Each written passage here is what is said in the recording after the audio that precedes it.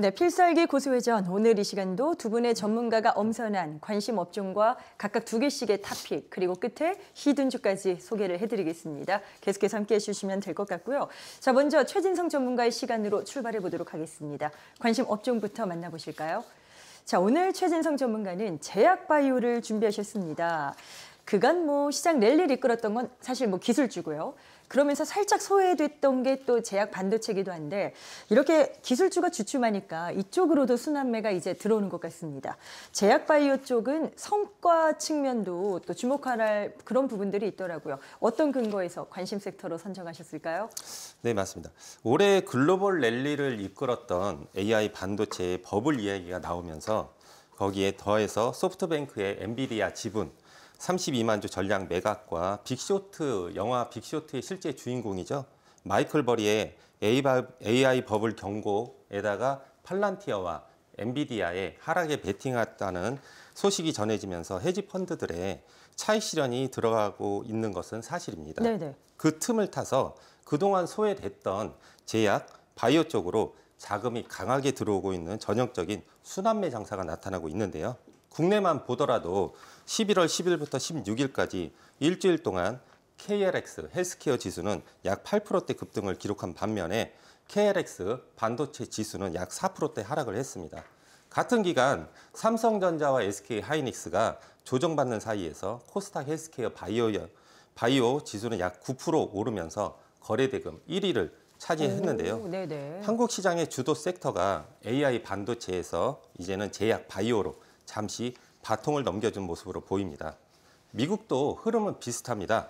엔비디아, 테슬라 등 일부 빅테크가 숨 고르기에 들어가 있는 동안에 비만, 당뇨 신약으로 실적을 내고 있는 일라이 릴리 같은 헬스케어 종목이 나스닥에서 새로운 주도 역할을 하고 있는데요. 네. 이런 글로벌 헬스케어 강세가 우리나라 코스닥, 바이오테마로까지 이어지면서 한미 양쪽에서 동시에 제약 바이오 순환매가 나타나고 있다고 정리를 할 수가 있겠습니다. 이제 투자자들의 관심이 제약 바이오 쪽으로도 들어오고 있다라는 그 현 상황을 말씀 주셨는데 보니까 대형 이 기술 이전 계약 체결 이런 재료들도 있습니다. 상당히 또 반가운 뉴스가 아닐 수 없는데요. 이런 뉴스는 당연히 주가의 어떤 상승 기폭제가 될 수 있는 그런 재료가 될 수 있겠죠. 네, 맞습니다. 이번 바이오 랠리의 직접적인 계기가 바로 대형 기술 이전이라고 보시면 될 것 같은데요. 대표적으로 ABL 바이오가 일라이 릴리와 최대 약 3조 8천억 원 규모의 혈뇌장벽 셔틀 플랫폼, 이른바 그랩바디 B라는 기술 이전 계약을 맺었는데요. 네. 여기에 계약금 4천만 달러에 더해서 개발, 허가, 매출 단계별 받을 수 있는 마일스톤까지 포함되어 있습니다. 여기서 한 번 더 나간 게 릴리가 ABL 바이오에 220억 원 규모의 전략적 지분 투자까지 들어왔다는 점인데요. 단순히 기술만 도입한 게 아니라 자기 돈을 직접 넣은 파트너가 됐다는 점이 투자자들의 심리를 굉장히 강하게 자극하고 있습니다. 네네. 그리고 이런 빅딜이 한 건으로 끝나는 게 아닙니다. 툴제는 CRIS, PR, CAS9이라는 유전자 편집 기술을 기반으로 한 기술 이전 계약을 연달아 내놓고 있고요. 한미약품 역시 비만, 대사 질환을 포함한 파이프라인을 앞세워서 최근 10년간 누적 기술 이전 계약 규모만 약 10조 원에 이르는 성과를 쌓아왔습니다. 이렇게 글로벌 빅파마들이 실제 돈을 내고 들어오는 한국 바이오들이 계속 나오다 보니까 시장에서도 단순 기대감이 아니라 실질적인 캐시플로우를 만들어내는 섹터라는 인식이 강해지고 있습니다. 그 부분이 제약 바이오 섹터 재평가의 핵심 동력이라고 보시면 되겠습니다. 자, ABL 바이오의 그 흐름 상당히 또 독보적이었기 때문에 이 부분을 여쭤보고 싶은 게 앞서도 이 종목 잠깐 언급을 하셨는데요. 일라이 릴리와 3조 8천억 원 규모의 기술 이전 계약을 체결했다. 상당히 강력한 호재로서 투심을 끌어올렸습니다. 그런데 지금 들어가기는 사실 주가 측면에서 본다면 부담스러운 부분도 없잖아 있고요. 일각에서는 추가 기술 이전 계약도 있지 않을까 기대를 하던데 어떻게 좀 방향성이 전개될까요, 앞으로? 네, 일단 ABL 바이오의 이번 그 메가딜 부분을 먼저 좀 살펴보면은 이번 일라이 릴리 딜 발표 이후에 3거래일 동안 주가가 70% 이상 급등하면서 단기적으로 과열 구간까지 올라온 것은 사실입니다. 일부 증권사들이 목표 주가를 19만 원대에서 23만 원대까지 올려줬는데 현재 주가가 그 상향된 목표 주가의 상당 부분 근접한 수준까지 올라와 있는 상황인데요. 계약 구조를 조금 들여다보면은 이번 딜의 계약금은 4천만 달러로 크지 않고요. 나머지 3조 7천억 원에 해당하는 부분은 임상, 허가, 그리고 매출 단계에 따라서 나눠받는 마이스톨 구조입니다. 결국 이 부분은 개발 성공 여부와 기간에 따라서 크게 달라질 수 있기 때문에 시간과 성공 가능성에 대한 리스크는 여전히 상당하다고 볼 수가 있겠습니다. 네. 다만 스토리 측면에서 보면은 ABL 바이오는 이미 과거 사노피와의 단일 자산 딜에 이어서 올해 4월 GSK와도 그랩바디 B 기반으로 약 3조 원대 기술 이전 계약을 체결했고요. 이번 릴리까지 세 번째 빅파마와 연속적으로 플랫폼 딜을 만든 회사입니다. 여기에 릴리가 220억 원대 전략적 지분 투자까지 들어오면서 플랫폼 가치에 대한 검증과 함께 추가 적응증, 모달리티 확장에 대한 추가 기술 이전 기대감이 굉장히 살아있는 구간이라고 볼 수가 있는데요. 정리를 하자면 단기 주가는 지금 분명 부담 구간인 건 맞습니다. 네. 하지만 지금 눌림목을 기다리신다면은 눌림목 구간에서 신규 매수 접근도 가능하시고 보유하고 계신다라고 하면은 플랫폼 스토리 자체는 워낙 강력하기 때문에 일부는 차익 실현 그리고 일부는 좀 더 보시는 전략이 중요하겠습니다. 제약바이오 기업은 대규모 자금 조달이 필요한 것으로 많이들 알고 계실 거고요. 그렇다 보니까 보통은 금리 인하 그 기세에 그 기조에 발맞춰서 주가가 더 반응하는 그런 측면이 강합니다. 그런데 이제 미국이 어떻게 할지를 봐야 되겠습니다만 금리 인하 속도에 대해서 약간 좀 더딜 것으로 판단이 된다면 그렇게 나오게 된다면 잘 나가던 바이오 쪽 약간 제동이 걸리는 게 아닐까 이 부분에 대해서도 한번 짚어볼 필요가 있어 보이는데 어떤 판단으로 답을 주실까요? 네, 일단은 맞습니다만 일반적으로 제약 바이오는 연구 개발비와 임상 비용이 많이 드는 업종이다 보니까 금리가 내려가는 국면에서는 자금 조달 여건이 좋아지고 밸류에이션도 받쳐주는 특성이 있습니다. 실제로 9월과 10월 연준이 두 차례 기준금리를 인하하고 장기 금리가 안정화되기 시작하면서 글로벌 바이오 지수와 국내 헬스케어 지수가 함께 반등하는 모습이 나왔는데요. 네. 국내 다만 말씀드린 것처럼 최근에는 상황이 조금 바뀌었습니다. 미 연방정부의 장기 셧다운 여파로 고용과 소비 같은 핵심 경제 지표들이 제대로 나오지 않다 보니까 연준 입장에서도 데이터를 보고 판단하겠다면서도 12월 추가 인하 추가 금리 인하를 아직은 결정되지 못하는 상황입니다.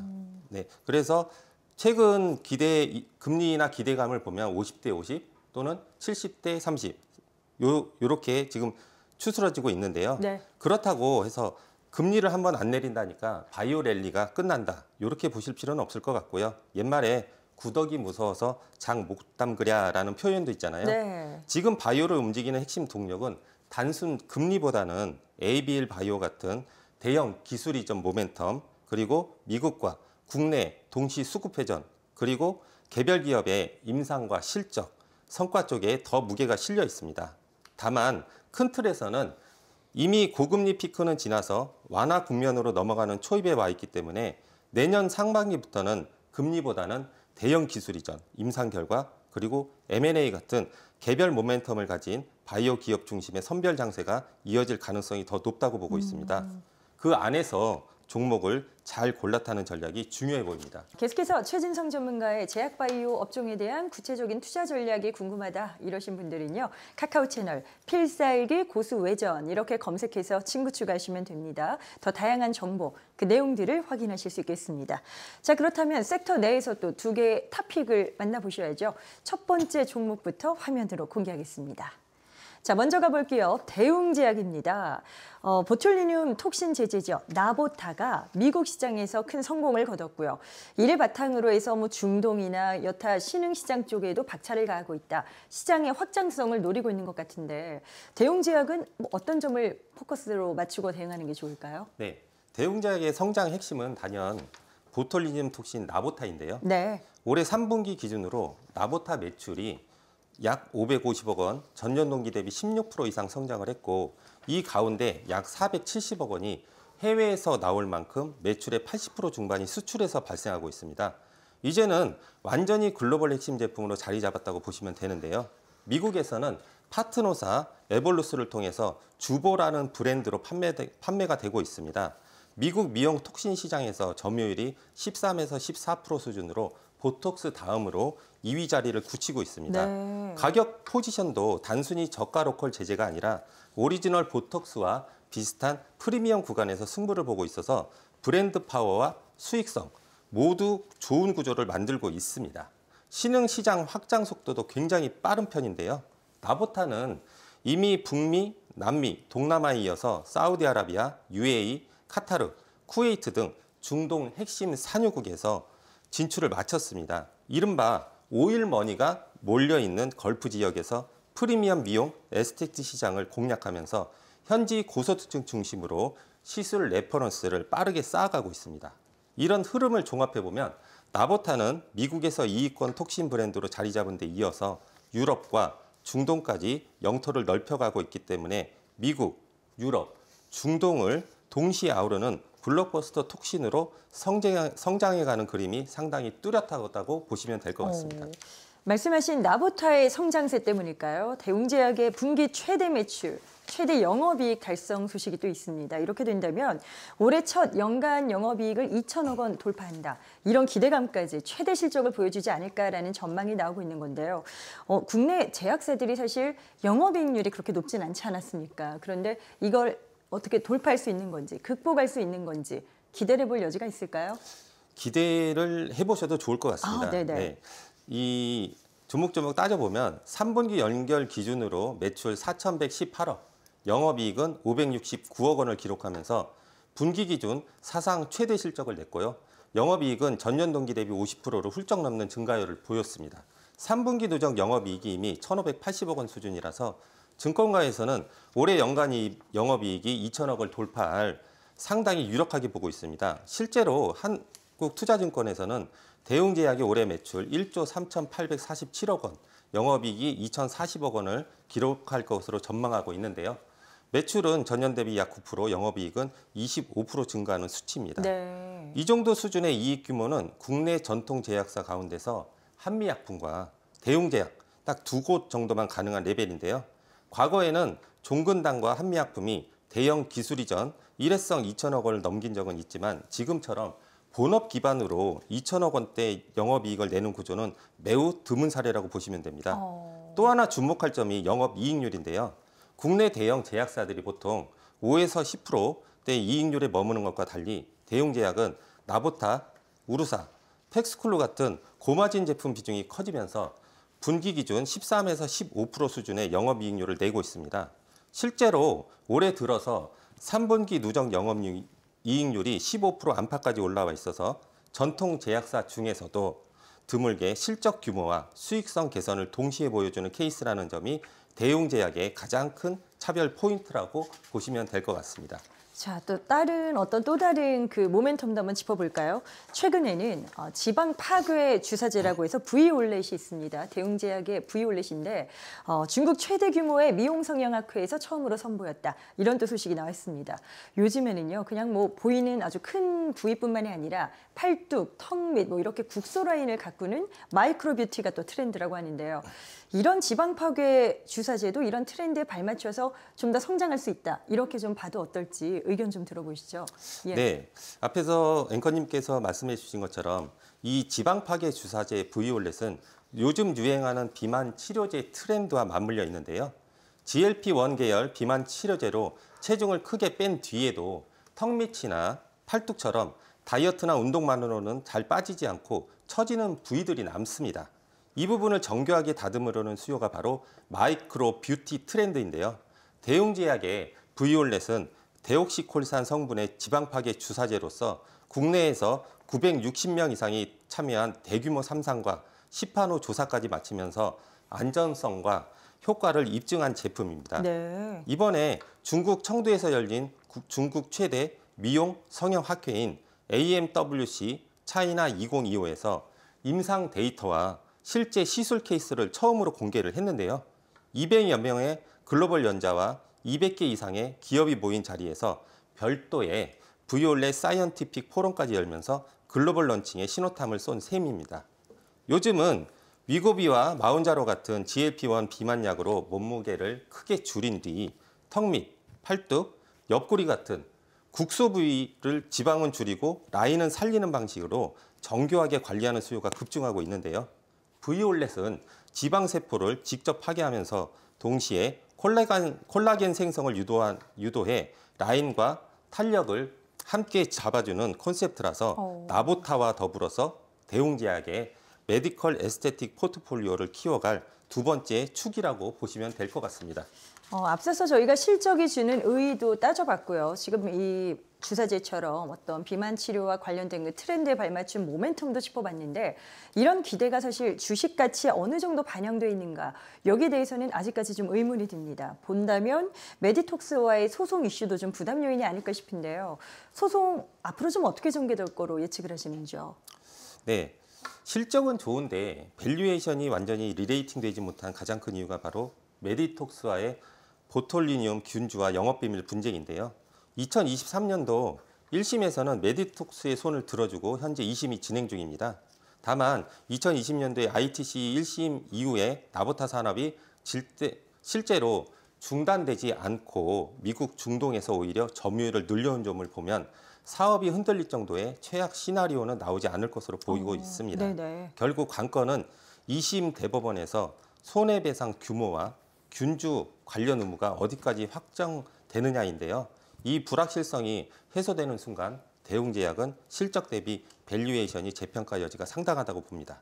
정리하면 기본 펀더멘털은 사상 최대 실적과 글로벌 에스테틱 성장으로서 매우 견조하나 소송 리스크가 있는 만큼 순간 흔들릴 수는 있겠지만 회복은 금방 될 것으로 보고 있습니다. 네. 그래서 이 대웅제약의 매수가를 말씀을 드리면은 매수가는 시초가부터 16만 5천 원까지 1차 매수를 진행을 하시고 눌림이 나온다면 16만 원에서 15만 5천 원 사이까지 매수를 하시면 되겠습니다. 수익 구간은 1차 매도 18만 5천 원에서 20만 원과 돌파를 보시기 바라며 2차는 22만 원과 25만 원과 돌파를 보시면 되겠습니다. 향후 리스크가 해소 및 매출과 영업이익이 상향이 되면 목표 주가는 상향을 하게 될 것이며 손절가는 15만 원 잡아드리도록 하겠습니다. 네, 알겠습니다. 대웅제약의 투자 전략을 더 알고 싶다 하시는 분들은요. 카카오 채널 필살기 고수 외전을 검색해서 친구 추가하시면 됩니다. 많은 관심 기다리고 있겠습니다. 자, 이어서 두 번째 토픽 궁금해지는데요. 어떤 종목일지 바로 만나보시죠. 자, 이번엔 제약바이오주 가운데 SK바이오팜으로 가보도록 하겠습니다. 3분기에 사상 최고의 수익성을 보여준 그런 기업입니다. 뇌전증 치료제지요. 세노바메이트의 미국 매출이 확대됐고 비용 절감의 효율성을 높였다. 이런 분석이 잇따르고 있던데 뭐 어떤 평가 저희는 좀 이야기 나눠볼 수 있을까요? 네, SK바이오팜은 올해 3분기에 매출 1917억, 영업이익을 701억 원을 기록하면서 분기 기준 사상 최대 실적과 최고 수익성을 동시에 달성을 했습니다. 전년 동기 대비 매출은 40% 넘게 영업이익은 260% 이상 급증을 했고 영업이익 기준으로는 시장 컨센서스를 464억 원을 50% 이상 웃도는 깜짝 실적이었습니다. 핵심은 바로 뇌존증 혁신 신약인 세노바이트인데요. 미국 제품명으로는 엑스코플이라고 합니다. 3분기 미국 매출이 1,722억 원으로 전년 동기 대비 51.9%, 전분기 대비에는 11.7% 증가를 했고 3분기 누적 매출만 4,595억 원으로 이미 작년 연간 매출을 넘어섰습니다. 이익률이 높은 세노바이트 비중이 커지다 보니까 판관비가 늘었는데도 불구하고 영업이익률이 36% 안팎까지 올라가는 전형적인 레버리지 효과가 나타났는데요. 정리하면 SK바이오팜은 더 이상 꿈만 있는 바이오가 아니라 글로벌에서 현금 창출 능력이 검증된 전문 제약사로 한 단계 레벨업 땄다고 보시면 되겠습니다. 세노바메이트가 이렇게 또 미국 시장을 중심으로 맹활약을 펼치면서 수익성을 아주 눈에 띄게 개선시켜주는 효과를 불러왔습니다. 실적도 고공행진을 보여주고 있는데 이제 말씀드린 것처럼 더 확장이 될 거예요. 시장은 계속해서 확산되어 가겠죠. 아시아 시장을 또 공략한다, 판매 지역을 다각화한다라는 내용이 또 나왔더라고요. 네, 세노바메이트의 성장 스토리는 이제 미국 단일 시장에서 글로벌, 특히 아시아까지 본격 다각화되는 단계로 넘어가는 구간이라고 보시면 되겠는데요. 현재 세노바메이트는 미국에서는 SK 바이오팜이 엑스코플이라는 이름으로 직접 판매하고 있고 유럽을 포함한 글로벌 25개국에서는 파트너사를 통해서 상용화가 진행 중에 있습니다. 아시아 쪽이 이제 본격적인 모멘텀 구간인데요. 우리나라에서는 파트너사 동아ST가 식약처로부터 엑스코플이 품목 허가를 이미 획득했고 중국은 이그니스 테라퓨틱스, 일본은 오노 약품공업이 각각 신약 허가 신청을 완료하면서 이른바 동북아 3국 모두에서 상업화 절차에 들어간 상태입니다. 네. 우리나라는 허가 이후에 출시 준비 단계이고 중국, 일본은 심사 진행 단계라고 보시면 됩니다. 여기에 SK 바이오팜은 단순히 판권만 늘리는 게 아니라 글로벌 전체 뇌전증 시장에서 세노바메이트 처방 환자 수를 10만 명 이상까지 키우면서 시장 자체를 키우는 전략도 병행하고 있습니다.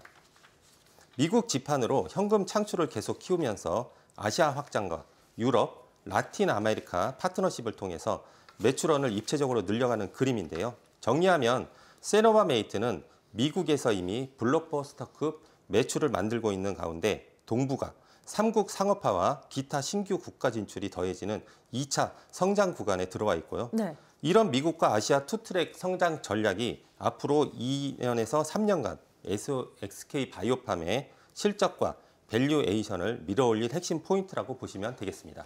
자, 바로 이 종목의 접근 전략을 여쭤보도록 하겠습니다. 뭐 증권가에서도 목표 주가를 올려 잡더라고요. 아무래도 이 세노바메이트를 중심으로 한 매출 증대에 기대를 거는 모습인데 어떻게 전개될까요? 밴드, 뭐 매수 밴드부터 하나하나 짚어주신다면 어떤 접근이 유리하다 판단하십니까? 네, 지금은 실적은 이미 증명이 되었고 주가는 재평가 진행 중입니다. 각 증권사들은 2025년에서 26년 예상 영업이익률을 30에서 40% 수준으로 보고 있을 정도라서 지금 바로 접근하시기에 딱 좋은 구간입니다. 네네. 제가 준비한 주봉 차트를 보시면 세 박자 타이밍과 가동 범위까지 금상첨화 상태인데요. 매수가를 말씀을 드리면 1차 매수는 시초가에서 12만 원 사이까지 매수를 하시고 눌림이 나온다면 11만 8천 원 사이까지 매수를 하시면 되겠습니다. 자, 수익 구간은 1차 15만 원과 돌파를 보시고 2차는 16만 5천 원에서 17만 5천 원 사이를 보시기 바랍니다. 향후에 매출과 영업이익이 상향되면서 목표 주가는 상향이 되니까 목표 주가는 재산정이 될 것입니다. 손절가는 11만 5천 원 잡아드리도록 하겠습니다. 네, 계속해서 최진성 전문가와 함께하고 싶다 이러신 분들은요. 카카오 채널 필살기 고수 외전을 검색해서 친구 추가하시면 되겠습니다.